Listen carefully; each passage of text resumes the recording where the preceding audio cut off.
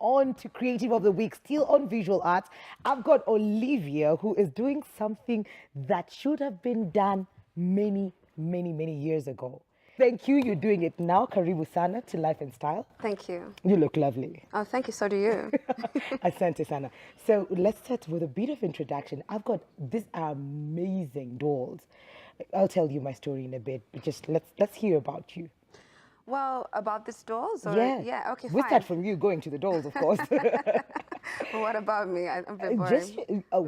Go on. We'll take what you'll give us. Well, I'm Olivia Mengich, and yeah, I'm an entrepreneur. I've always wanted to be an entrepreneur, so I have an MBA in entrepreneurship. But like most Kenyans, I started by working somewhere. Yeah. And then, the entrepreneurship drive continued to, eat at me until finally I gave up. And I started something else, another business, which was actually in photography. Whoa, okay. Coming from what you were doing, but it was a stock photography platform, still exists. And then the next project was Swahili Princess. This is a product that was inspired by the desire to provide young African girls, East African girls, with a doll that reflects their beautiful physical attributes. Yep. And also their culture through the fashion that the dolls wear. Yeah. I totally love this. Okay. We grew up with dolls that don't look like anything like us. Amen. With hair that does not look like mine. With blue, green. There you go. This is exactly. This is Barbie. There you go. This is exactly what I'm talking with. about. Exactly. And if you did not have this growing up, then your mom doesn't love you. And it was the only way you'd get a doll that actually had Africa kinky hair is if you made them from paper. Exactly. Or a rag doll, for example, yes, as well. and then you take hairpiece and just, stitch it in there. Exactly. Yeah. You actually brought this. I had to bring this. I don't think there's anything wrong with playing with a doll that that is of another race, But unfortunately, in Africa and actually the rest of the world, white is the default race for various things. Yeah. So I think that the reason why I'm doing this is because the problem of playing with only white dolls has a detrimental effect on our development, especially on girls, because we want to be beautiful, and dolls are a symbol of beauty and racial stereotypes. So we end up looking at the white doll and we're seeing it as, beautiful, and then we drive towards becoming something similar to it. But we can never get there, So it's just this false idea of where we need to be. And I do believe that it's come to a time where we need to show young girls that you are beautiful just as you are. True. Yeah. And there's different types of beauty throughout the world. I've always wondered why we're Kenyans, we're Africans, we're black. I've always wondered why they thought we would like these dolls. I don't think that they thought that we would like these dolls per se.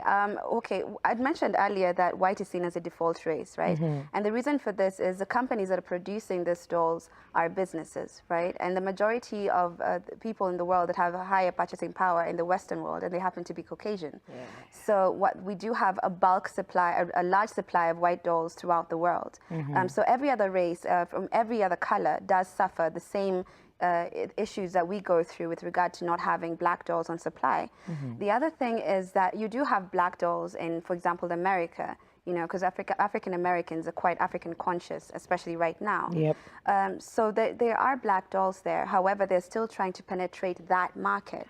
Right? And the people that bring the dolls here, it's not necessarily Barbie or Mattel or, American Girl. These are not the brands that bring them here themselves. These are other businesses that are trying to, to sell dolls within Africa. And as I said, the default race is white, and there's a large supply of white dolls. They actually make mannequins that are white. So now they're trying to even make mannequins that are black. So it's something that is cutting across from dolls all the way up. How has it been? Trying to push this into the market when we're used to this? Actually, I think that the goodness of, let me put it like this. There has been a crazy demand for black dolls. Whoa. There's a demand for black dolls, and not just black dolls, African dolls. All right.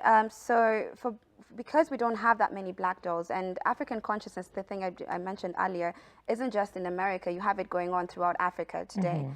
So African parents, for example, want to give their children dolls and toys that have positive views of black people, of African people. Like I mentioned, this has something to do with our development. So you do have parents who have African conscious and want to provide such toys to their children. As such, when I brought this to the market, it was in June this year. And we started really small. It was on Facebook. And I remember from the first post, within the first hour, I had, the first 2 orders. And I was like, wow, what is this? What's going on? And so it picked up really, really fast. So because of the demand has fed my growth. I was focusing on another business when I started this, and now this has taken over because of the demand. So I can take the time to mention where we are right now, and I can show you how it came about. So we started on Facebook, and then went on to online stores. That was Jumia and Fago. Fago Shopping, that's by Wells Fargo. So I now am stocking in 5 of the 7 Toy World stores and Carrefour. So that's where the demand led to, to larger supply, and so customers want to see the dolls in various places. So yeah. This is really good. Yeah. June, that's about what, 6 months? Yeah, 6 months. It was end June actually. And that about 5 months. Yeah. Where do you want to take this now? Because it's already shown that the market needs it. It's a gap that you filled. Where do you want to take it from there? From there, I can tell you what's next in terms of, so as you can see, this doll is more your color than my color. So the other thing within, our beauty, within Black people, we already have politics of beauty. And one big thing is the light skin, dark skin dichotomy. So we do have issues with young girls and mothers, and even mothers who are bleaching their children. So you have women and men as well who are bleaching, and because of that dichotomy and this false hierarchy of beauty. So the next thing for me would be to create a darker tone, and the reason I didn't start with this is one thing that many people ask me. I didn't start with creating a darker one because of cost. Okay, but, Of course, what? Dark of cost. It costs more to create this skin tone, or also black skin tones or darker skin tones, than it does to create a white doll. Yeah, so that's a whole different thing. So I'm going into the dark doll.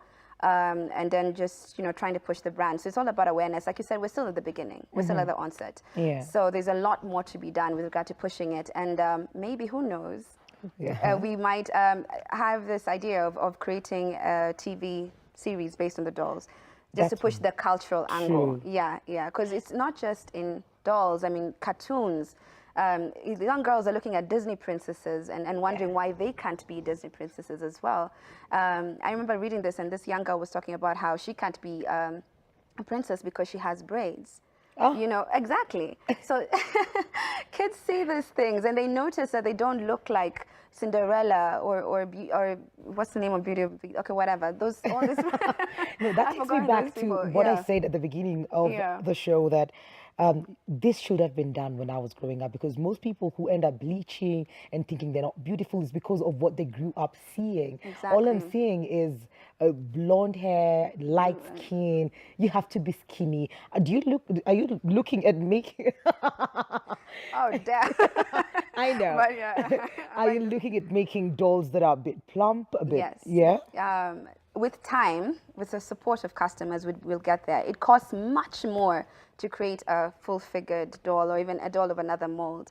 Like I mentioned, it's a business at the end of the day. So the manufacturers, let's look at it like print. When you have to print anything, you want to print something that's completely different, especially this regard to 3D printing and manufacturing, rotocasting and the kind of thing. So when you're doing this type of printing, and you want to introduce a different mold, you're going to pay an arm and a leg. It would cost me 3 to 4 times the cost of creating this doll to create it. So the brand has to grow for us to be able to afford to do that. But it's something you're looking into. Definitely. I mean, look at our figures compared to I know. International standards. Okay. Yeah. Challenges so far, something that you think the environment or people around you could do to ensure that we embrace this and push it more? Let me put it like this. I think that right now the market is there, especially with regard to the middle to upper classes. Okay. So it's not really for anybody around me. Okay. But it is for me to try and build awareness. It would be lovely if we had more opportunities for entrepreneurs to showcase their products and to have more awareness. So if you had support like that from the environment, in terms of government or whoever, I know you didn't want to go that direction. I did not want to go that direction. So you're holding back. Yeah, we do have support for entrepreneurs, but it's not yet where it should be. So I think that, because the next thing for any entrepreneurship product, for any product to get to market and to be continuously purchased or used, is for there to be awareness and continuous awareness raised for it. So I think that's something that would help. Olivia, this is pretty fresh, and the market is eager to get it. But then again, you have to put yourself out there. That means your branding, your marketing, your sales. You have to be very visible. So what is it that you're doing to ensure that your visibility, your branding as an entrepreneur is actually putting you out there or creating, the market for you? Okay. I'll tell you what I should do and what I'm doing. Okay. So like I mentioned, my target market is middle to upper class. I'm looking at C1 to A. So, and when you're looking at this kind of people, I mean, you're in TV, so you know that you have a lot of above the line marketing that is required for, for you to really reach that market, and that's costly. Yep. Yeah. So what I'm doing now is a lot of digital marketing, working with bloggers and anybody who's interested or who'd let me come onto their platform, like you. You're welcome. You're welcome. Thank you. So right now I'm taking every opportunity I can. If there's a blogger or paper or magazine. So far we've been on Couture Africa, we've been on Nairobi Business Monthly, and a few blogs. So that's so far what we've been able to do, but a lot of digital marketing, social media marketing. That means there's time and opportunity for you to do much greater Exactly. things. As I grow, then I reinvest into Absolutely. that. Yeah. We need to finish this conversation. Okay. How can people get in touch with you? Your Facebook page, because that's where you started. I'm sure it's huge right now.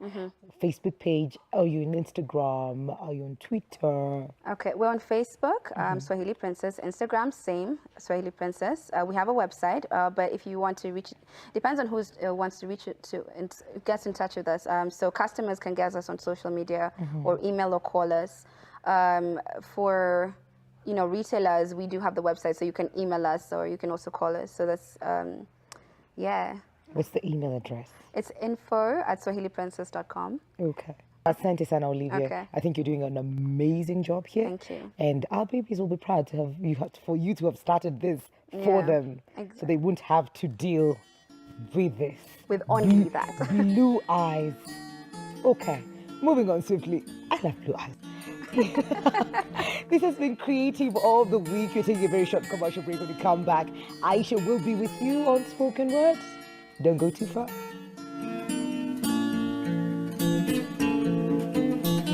Excuse ya lose moral squeeze niliambiwa ati ni kupenda love.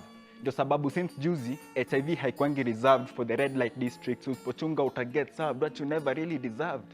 Na usiogope kutoka jasho. Hata jasho huwa imejaa chumvi ndio ipatie success ladha.